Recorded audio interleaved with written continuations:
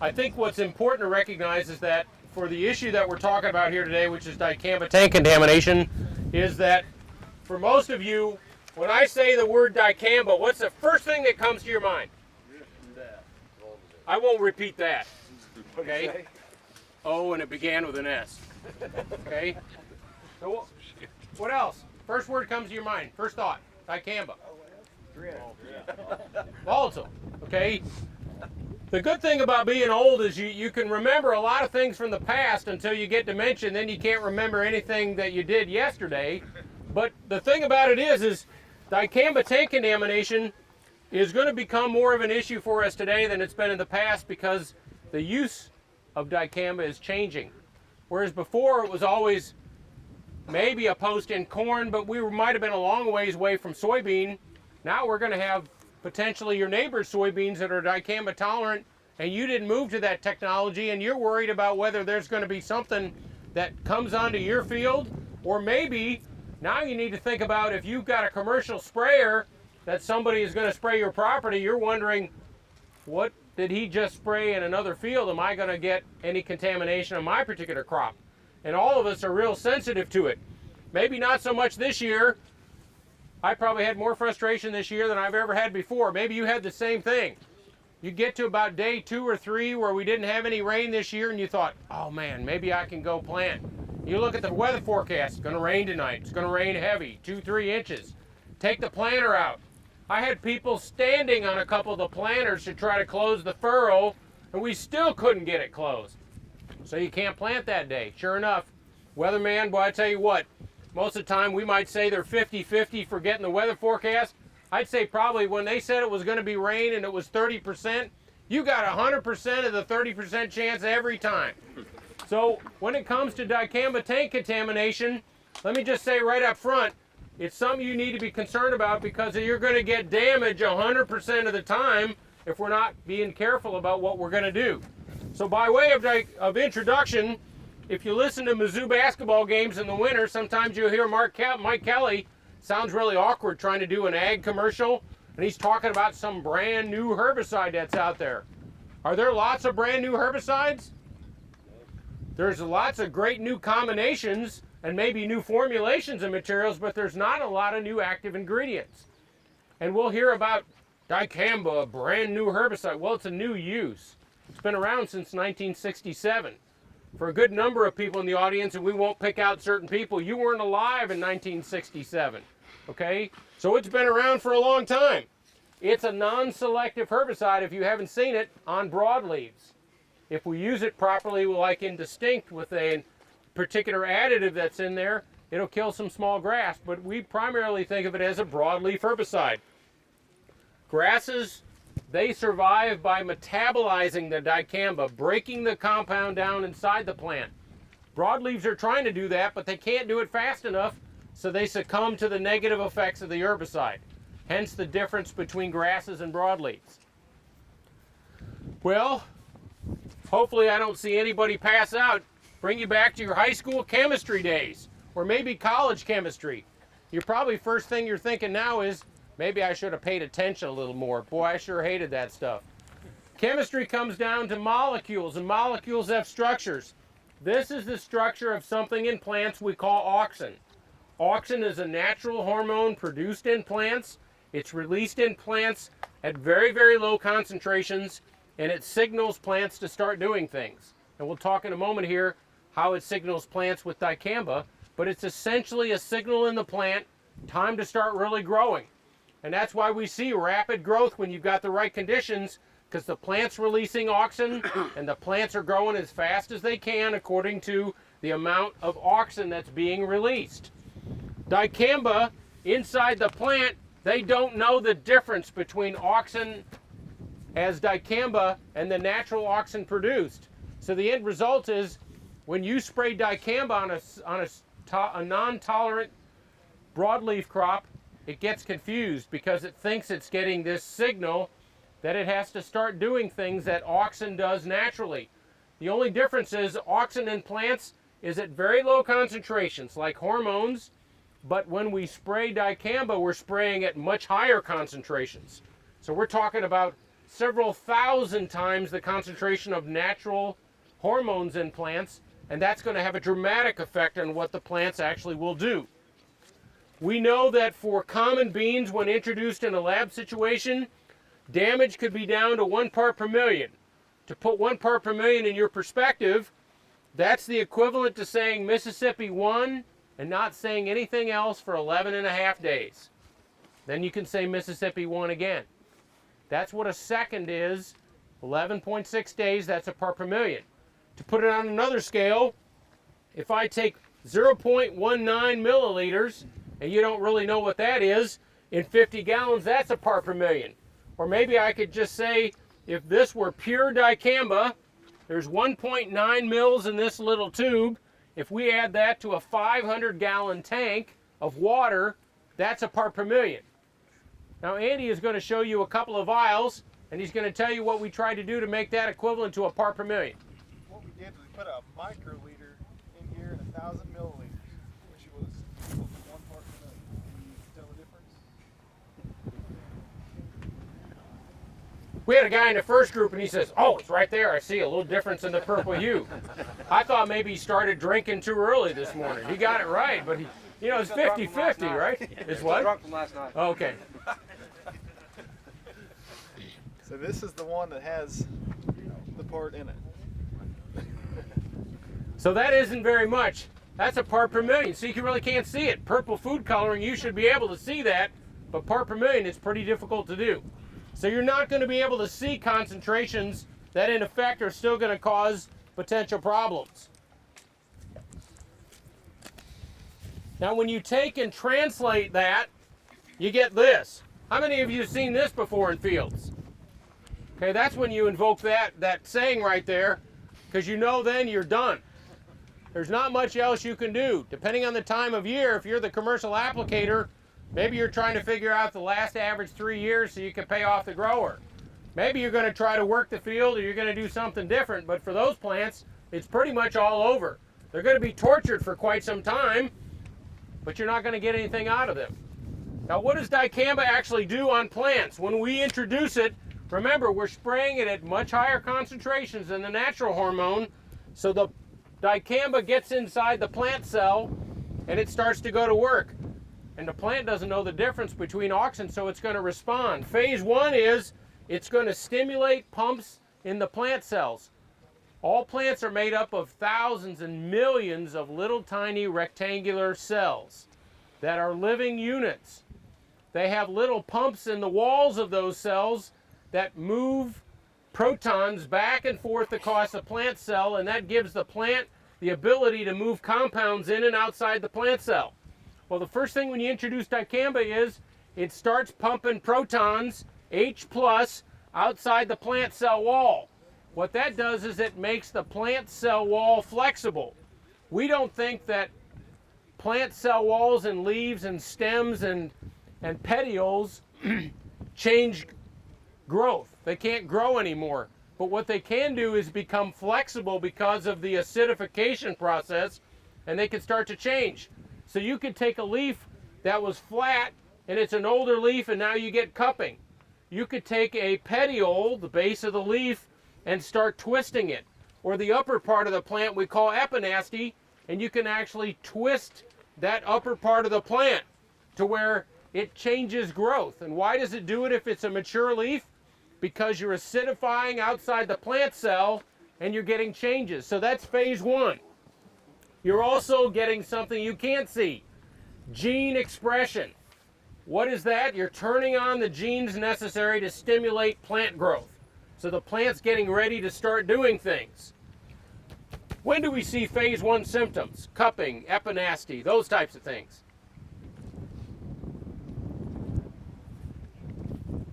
Two weeks? When do you see that? A few days. If it's a good, hot enough day, if you accidentally sprayed dicamba on non-dicamba tolerant soybean, or 2,4-D for that matter, you could probably come back in 4 to 6 to 8 hours, and you can already start seeing some things start happening. Generally by 24 hours, you know if you sprayed the wrong field or if you've got enough movement, because you'll start really seeing the effect. So that's phase 1. Phase 2. These plants over here look much shorter than some of the neighboring plants because they had the first rinse in them.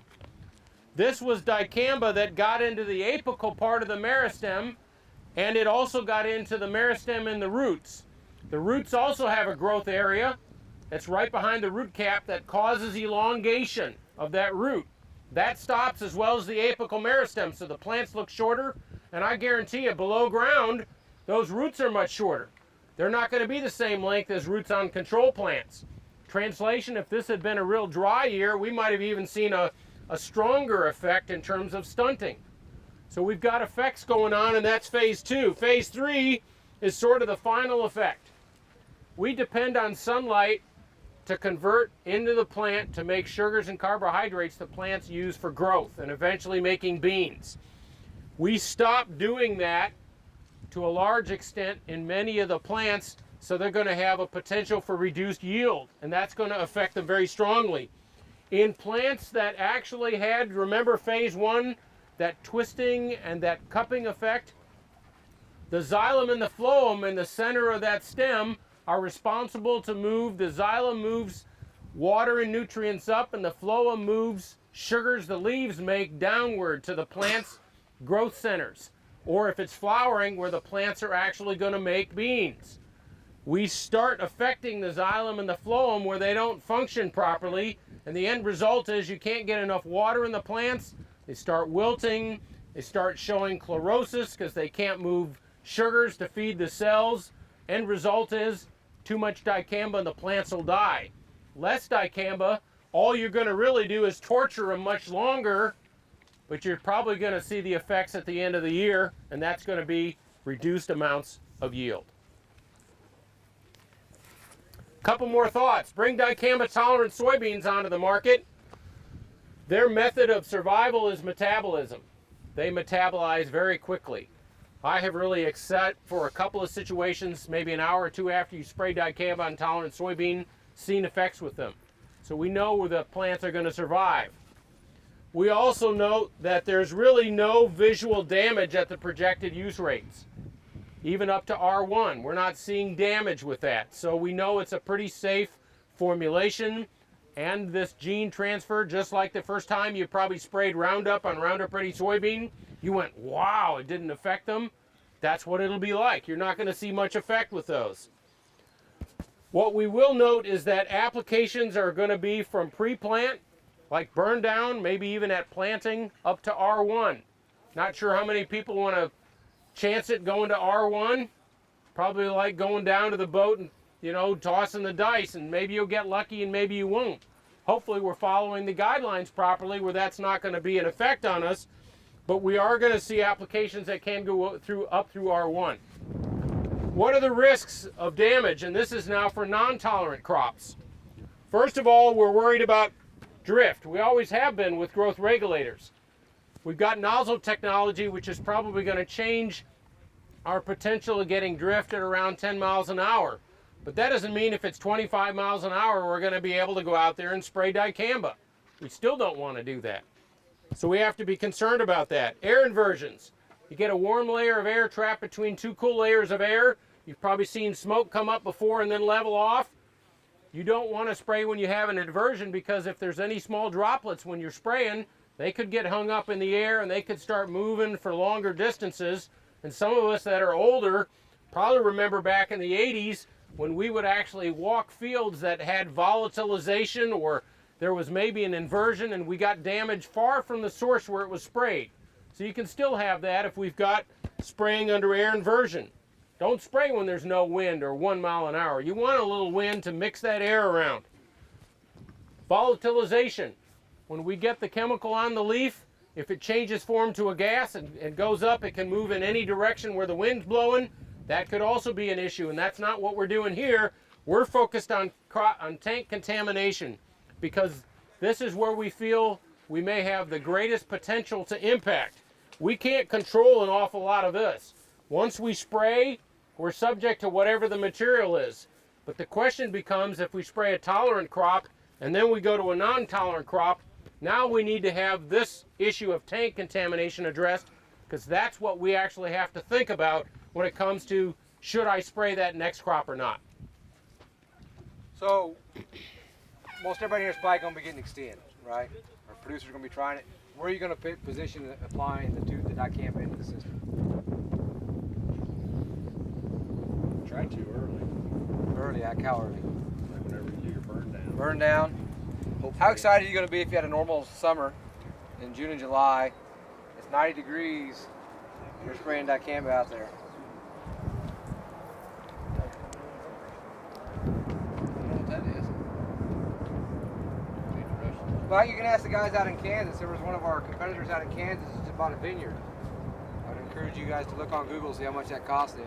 There's a lot of grapes in Missouri, and I don't think we want to buy any vineyards. Does anybody have any questions before you guys, this group here gets up and moves on? Our plots are essentially sprayed where you see a flag or a stake, and we used a 4-row plot. So we used a 10-foot wide boom, and we sprayed for a distance of 25 feet. It's been replicated 4 times, and essentially we took 2 types of commercial sprayers, and Andy will talk about those. We put a half a pound of dicamba in the tank, and then we simulated spraying with that, and then we went through a cleanout procedure where we used a cleaner, whether it was water, ammonia, or a couple other things, and he'll talk about. And then we went through a couple of rinsates, and we collected those rinsates and we sprayed them directly on the beans at a couple of different stages of growth, and we're following different aspects of damage that would occur. So we were rating visual damage. We also were looking for symptomology like cupping, epinasty, stunting of the plants, and we measured plant height. But the ultimate thing that we want to look at the end of the year is obviously going to be crop yield. So what Andy's going to do is to kind of walk you through now the particular experiment, explaining what we had done, and then we'll be glad to take on some questions. So like he said, tank contamination is what this project is all about. And so we used a sprayer much like this one. It was a Case Patriot and with the pulsating aim command. And then we also used a Rogator with the constant pressure at the nozzles. And so dicamba in the tank, it can have a half-life of 269 days, which is extremely long. And what that basically tells you is that the active ingredient is going to stay active and will still damage non-tolerant plants up to 269 days later. So therefore, you know, if you say, well, I left it in water and it was out in the sun all day, it's probably not active today, it's probably not a big deal. It is still going to be active and it will still damage plants. It is very soluble in water compared to many chemicals. Flumioxazin, which is Valor, as many of you know, has a tendency to get tied up in spray booms in the tank and all the hoses, and you can see a lot of damage in that. It's not very soluble at all, and that's why it settles into those places, and you can see damage at a later time. Metolachlor, which is dual, it's also not very soluble, and it has a tendency to tie up. Dicamba, about 4.5 grams per liter of water, and it's fairly soluble. That means that it doesn't tie up near as bad as these other 2 chemicals. However, it will still tie in and stick to those negatively charged particles because it is in an acid form, and which is positively charged. Now, booms and hoses and in the tank, there are a lot of negatively charged particles in there, and so that's what the dicamba attaches to, and that's why you get this contamination, and you'll have it at a later time. Glyphosate is extremely soluble, and it can be used as a tank cleaner because it will go in, if you put it in the tank, it will take up the dicamba particles and it'll attach to it, and then when you spray it out the boom, it'll spray out the glyphosate and the dicamba, and so that's why if you have the boom cleaned out and then you run Roundup through it, you can get that dicamba damage because it attaches to those dicamba particles and then it will spray them out. And the addition of new water, which is basically what we replicated in these trials, it can get a lot of the dicamba out, and as you can see, as the damage gets less and less, that's the addition of the new water, and that's why there is less damage at those. So the objective of this is to compare different tank cleaners on cleaning out the sprayers. And so what we did, we took a sprayer and we put 50-gallon water in there at a rate of 15 gallons per acre, put half gallon of dicamba per acre in there. And we sprayed that through the booms just to ensure it was contaminated. And then we drained that and then put new water in there, fresh water. And then we put cleanse or erase or ammonia, or in some cases just plain water. And we tried to replicate cleaning out. Once we got that tank cleaner and the water in there, we circulated it and then sprayed it out through the boom. And when we did this, we got about 1 gallon per nozzle sprayed out, stuck a jug under there, collected some of it, and that's what we sprayed. And we did that for 4 different tank cleaners, and then we also did a second rinse and a third rinse with each of these. And as you can see, looking out here, the damage gets less and less with each clean out. Here's a good example. We used erase for the first rinse. What erase does is it attaches to those dicamba particles, and so that you can see there is a lot of damage there because the erase is attached to the dicamba particles and sprayed out on the beans, and they are noticeably shorter than those on each side of it. The second rinse, we have a lot less damage because the water, well, most of the dicamba is out of the tank, and then the water doesn't attach to the dicamba particles like you see. If you get up here close, and you can do that as you're walking through later, you can still see damage in some of the older leaves. You still get that leaf cupping, and so there is damage there, but we aren't sure how it's going to affect yield, which is essentially what we're going for. And we will check that at the end of the year to see how much damage it is. We applied it at 2 different timings. This half we applied at V3, V4 beans, and over here we applied to beans that were at R1 stage. And right here where Dr. Smeda is standing, that's where it splits. So on this half of this, they were sprayed on June 30th with the rinse date. The R1 stage was sprayed last Thursday.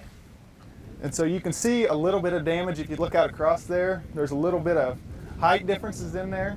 And so in just 6 days, we have already can see some height differences in the beans.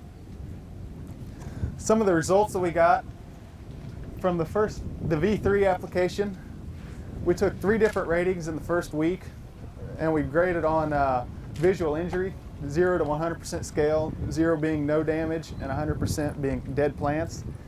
And as you can see, at the first rinses, all have high amounts of damage, but by the third rinse, there's hardly any damage at all, less than 1% for each of them. And so that's good. You will probably be able to see more at a later time, and yield might be affected more at a later time too, which we'll be able to see then. And so, Dr. Smeda, you got anything to add to that? So I think if you're wondering, so if R1s went on last week Thursday, I think if you look out there and you can see where the pink flag runs, do you see already a little bit of difference in the cast of the green that you can see sitting there? So there's already starting to be some effect, and you can go down in that apical meristem. You'll see some of that twisting, some of that cupping that comes from how the chemistry is working. What we're most interested in, and he's got a cup leaf right there, is what is that going to do to translate to yield? Because if you are going to affect the plants at the apical meristem, what that means is the apical meristem is the point in which the plant is trying to push all the energy from the sun back into new growth. Well, once the plant switches over to flowering and pod production, all the plant's energy goes into the seeds. And so if we stop carbon fixation or slow it down because we've got contamination, that's when we're going to expect to see whether we're going to get some yield effect. So it's not just how does it visually damage the most, we're interested most, how does it affect yield? So with that in mind, just some thoughts for you to ponder. I think gone are the days where we're perhaps spraying a burn down of dicamba on a cornfield and then we're going to move to a soybean field. We probably don't really do much to that tank to clean it out because we're not going to put much dicamba back on as a potential burn down on our soybean field when we just finished our corn. But if we're going to spray post-emergence, we need to think about what's in that tank. So a tank clean out is going to be a must. It's not just do we feel like it, it's going to be we better do it or we're going to see the effects later on. The second thing is that the lowest point on the sprayer is always where you're going to get the most concentration of whatever's left in the tank. So it's not just cleaning out the lines in the tank, but it's cleaning out the screens and the tips. And we had a question from the first group, which is, if I were to spray 1 tank of dicamba and then I was to spray 3 or 4 days in a row of dicamba, does it mean much difference in terms of what I have to clean out? And what Andy was trying to get across as far as the dicamba goes, it's a positively charged molecule. Any surface area that's negatively charged, it's going to bind to. So if you put 1 tank of dicamba and spray it out, you'll have X amount left in the tank. If you spray 10 tanks of dicamba, you're not going to have 10X, because those negatively charged sites are what the dicamba is going to bind to. There may be a little bit more bound after 10 tanks than 1, but you still got to clean it out because you're going to have more than what you want bound to those negatively charged sites and the low points on the sprayer. Third thing is, don't leave the sprayer overnight. I've been there, you work till 11 o'clock, you're tired, you got only 10 gallons left, or maybe you drained the tank and you're going to leave it overnight. Those dicamba particles are just going to set up whatever's left in that tank, binding to those surfaces. Much better to put in a cleaning agent overnight, depending on what that is, circulate it through the sprayer, then let it set up overnight, and you can rinse it in the morning and do another rinse, and then you're ready to go. But don't just stop the sprayer at night, go inside, come back the next morning and clean it. Much better to start the cleaning process that evening, don't let it go overnight. Fourthly, dicamba, yes, dilution is a solution, but cleaning agents are going to be needed because you're not just going to get by with water alone. I would challenge you on the end of this as you walk out, and half the group will, that you will see water as a first rinse, more new water put in the tank, collected as a second rinse, and you'll see some damage in that second rinse. It might be unacceptable levels of damage when we take our yield. Using a cleaning agent, you get an awful lot of it out that first rinse, but then you get progressively very little the second and the third. That's what we're after. We want to get rid of most of it. So it's going to be important to use that cleaning agent. Finally, you need to think about the next crop that you're going to spray. That's going to be very important. As we talked earlier in this talk, glyphosate's a great tank cleaner. So depending on what you're cleaning, that next compound you put in that tank could help clean out whatever's left in that tank. So you've got to be thinking about that, because ultimately that's going to help determine what kind of damage you'll see on that next crop. So a couple things to think about. How many of y'all have had spray drift or tank contamination claims, spray drift claims, sprayer problem claims? Raise your hands high. It's kind of like a therapy session, if you want to call it that. Chris, I didn't see your hand. It was up. Okay, I wanted to make sure yours It was up for a second. Okay, for a second, but it wasn't high. He raised his hands by dropping his eyes. I don't have to call you out or anything. But it is very important for this company. You know, we operate a lot of sprayers across our trade territory. You guys do a good job of keeping track of those and doing a good job. I would say for the amount of acres that we cover, I think we're very blessed that we don't have more complaint calls than we do. And so a couple things I want you to keep in mind is, one, we did not follow the best management procedures for cleaning out the procedure, or cleaning out the tanks in this procedure. We did what applicators do. We had applicators with us. We said, hey, what would you do? And that's what we did. We did not let it sit in overnight. We did not let erase sit in the tank or clean sit in the tank overnight, sit in the booms, you know, like they recommend, let it sit overnight. So we did not do that. We put it in, circulated it, pumped it out. So I mean, in 35, 40 minutes, we were done. 2, erase does foam. Okay, erase foam's bad. It's really bad. Have some defoam or have some foam break right there on the sprayer. You put a little bit of that in, there's no problem at all. Something that I've challenged our guys that make erase with is, are we tying up dicamba in that foam? If we get that foam in there, is dicamba getting caught up in that foam, staying on the side of the sprayer, getting that foam out? When we dump that bottom valve out, we'd have a lot of foam just coming out as well at different times. And then 2, we just had clarity in the tank. We did not have Valor, we did not have Anthem, we did not have any PPOs in there, any clay-based products. For those guys that don't pre-slurry any of the Authority products, you guys know how those get hung up, but also Valor. Erase works very well on Valor. It elevates the pH. It's a good all-around tank cleaner. We do not carry Cleanse anymore, but we do carry Erase, and that's the reason why. It's just a good all-around tank cleaner. So with that, we'll entertain any questions that you guys might have, and then with the first group, when you guys get up to leave, you guys can look at all the different procedures, the tank rinse outs, and the sprayer when you guys go out on the V3, V4 time. Does anybody have any questions on the project itself? You said it was just dicamba in the tank? Yeah, we put clarity in the tank and that was it. Okay. Do you anticipate you mentioned glyphosate being a good cleaner. Do you anticipate if it's tank mixed with glyphosate, there being any differences in what you see after rinsing? So in terms of dicamba mixed with glyphosate in the tank and you're spraying it, and you're saying, are we going to notice any difference in the amount of residual of dicamba left in that tank? Yes. I don't have any empirical information to indicate that. I would say probably there's going to be enough residual dicamba left in that tank attached to surfaces.